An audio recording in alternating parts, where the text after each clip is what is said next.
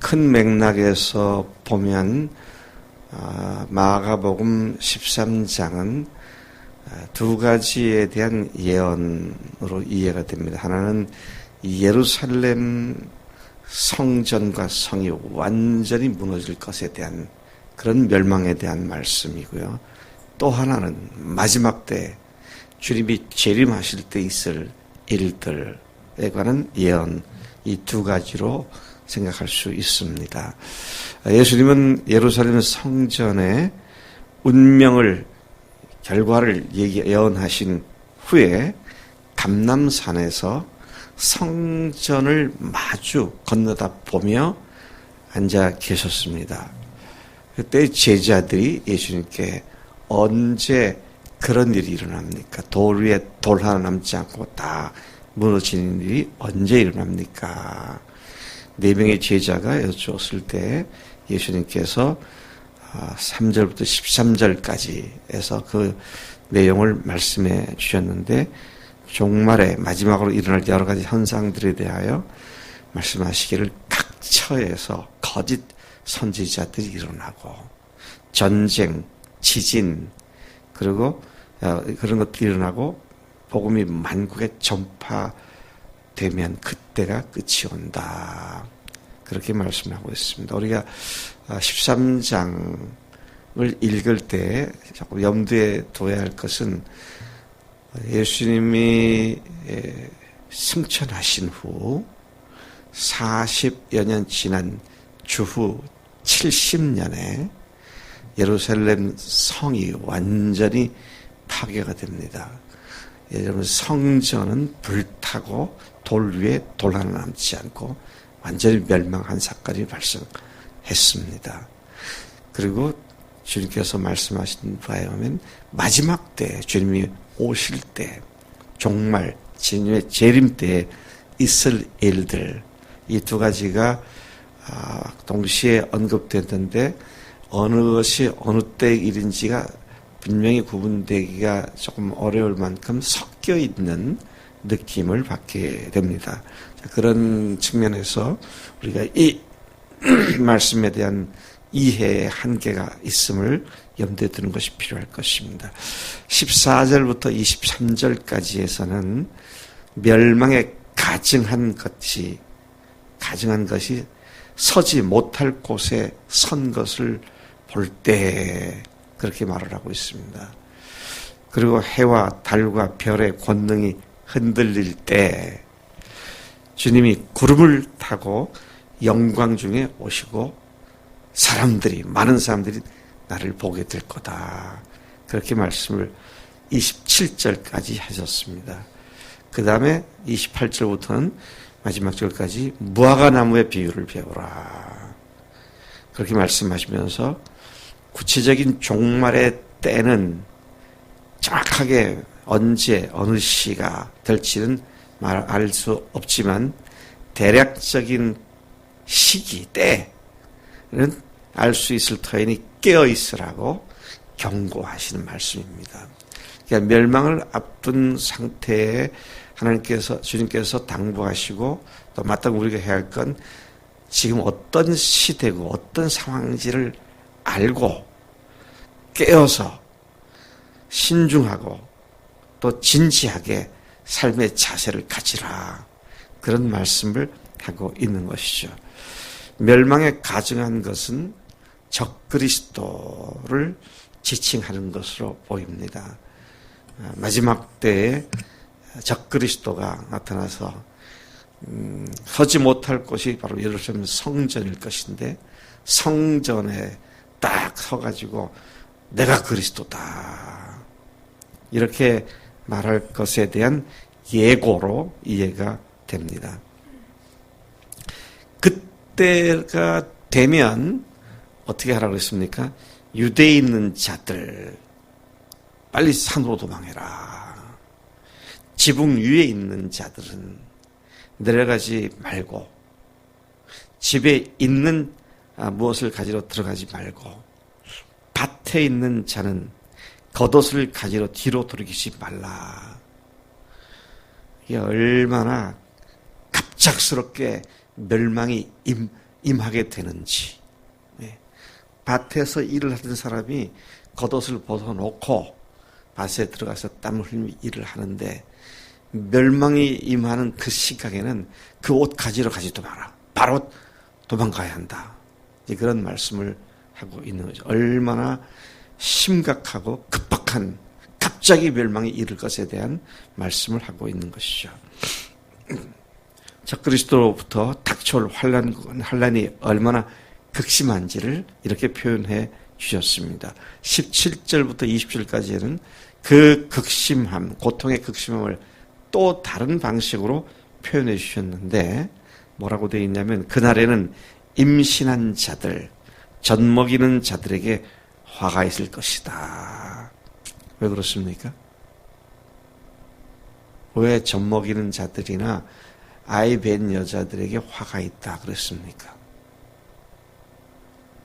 쉽게 가볍게 도망갈 수 없으니까. 같은 집 맥락에서 하는 얘기입니다.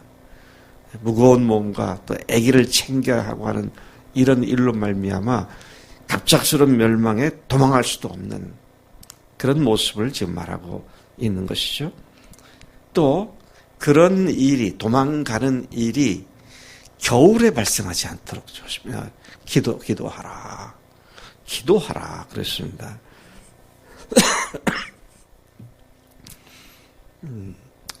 이런 도망가는 일이 얼마나 혹독한데, 근데 그게 겨울에 일어나면 엄청난 추위 속에서 또 고통을 당하게 될 것이니까 겨울에 일어나지 않도록 기도하라.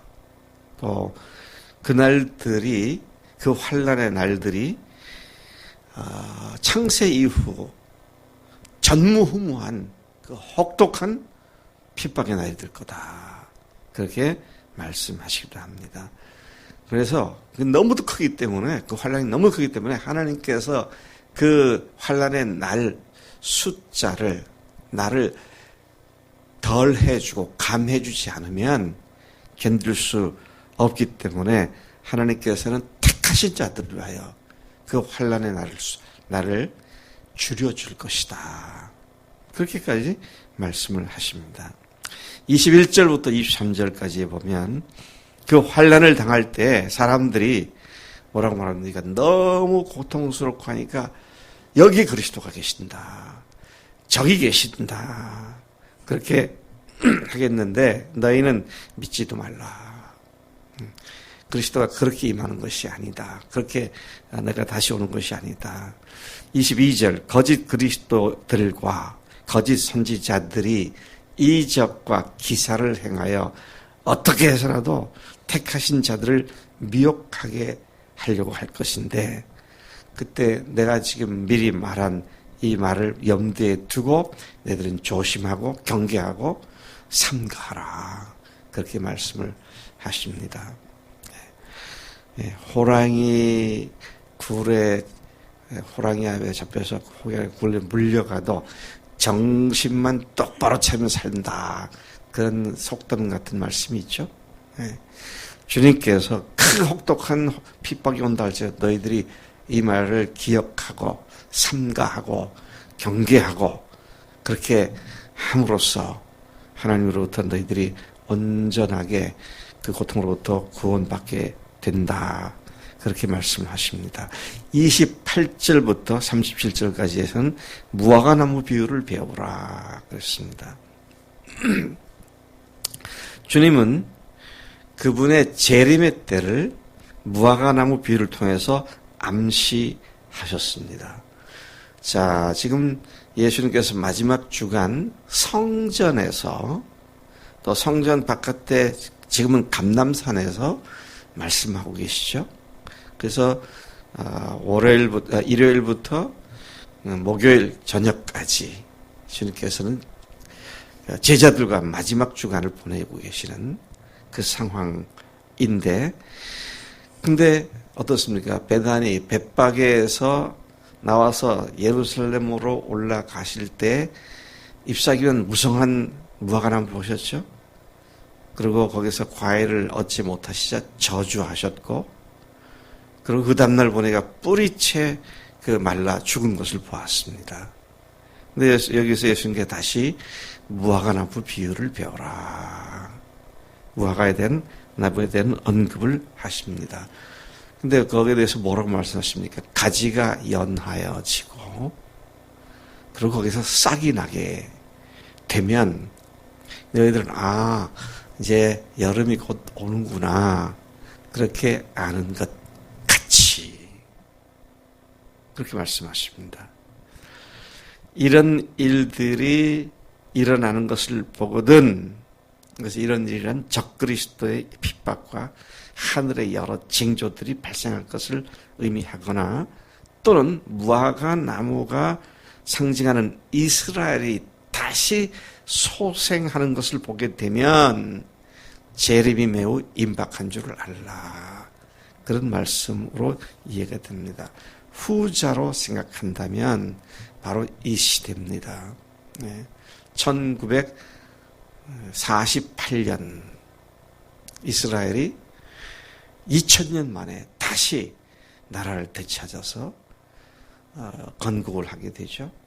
그래서 우리가 지금 지구상에서 보고 있는 이스라엘은 2000년 전부터 있었던 이스라엘이 아니라 1948년에 생겨난 이스라엘이죠.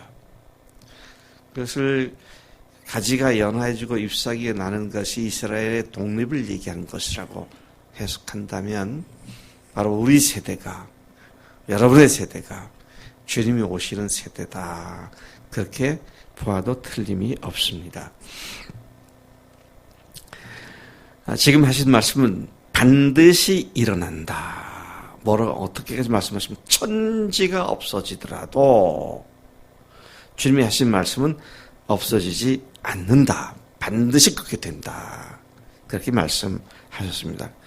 그러나 꼭 기억할 것은 뭡니까? 그날과 그때는 아무도 모르고 심지어 하늘의 천사도 아들도 모르고 아버지만 아신다.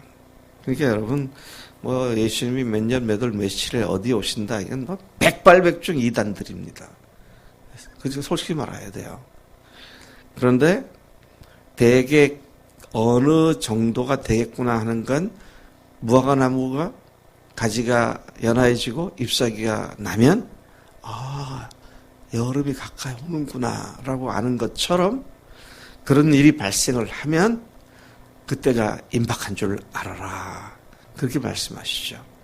왜 주님께서 계속해서 그날이 가까운다. 천국 복음이 땅끝까지 만민에게 전파돼야 한다. 그때가 끝이 온다. 이런 말씀을 하시면서 주님이 오실 때의 그 언저리, 그 시기를 말씀하셨는가. 딱 한 가지입니다. 깨어있으라는 겁니다. 세상에 취하지 말고 티미하게 잠결에 그냥 자기가 뭘 하는지도 모르고 하는 거 그렇게 하지 말고 눈을 똑바로 뜨고 그 상황을 제대로 알고 그 상황 속에서 깨어있으라고 하는 그것 때문에 주님의 재림을 강조하시는 것이죠. 여러분 우리가 살고 있는 이 세대가 예수님 부활 승천할 때로부터 무려 2000년이 지났잖아요. 예수님 때로부터 오늘까지를 다 말세라고 말을 하죠. 말세라고 말을 하는데 요즘은 일컬어서 말세의 끝이다. 그래서 말세 지말 그렇죠. 한도 끝도 없이 늘어지는 것이 아니라 반드시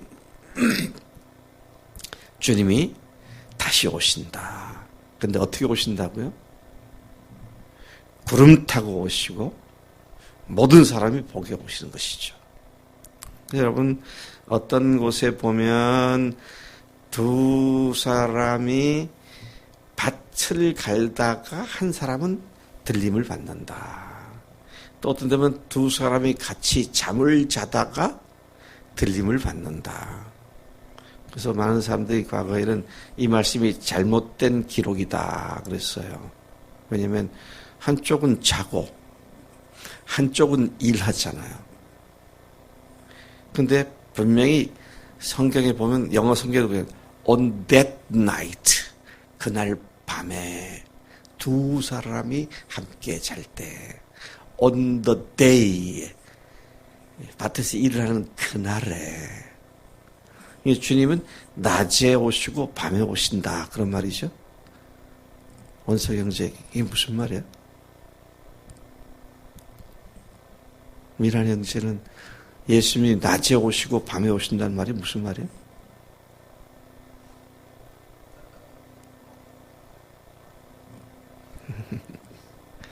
네, 지금 우리는 새벽이죠. 네. 미국은 오후 1시입니다. 오후 2시예요. 지구가 둥글다는 얘기죠. 일시에 오신다, 볼 수 있다. 그래서 마태복음에 보면 뭐라고 되어 있어요?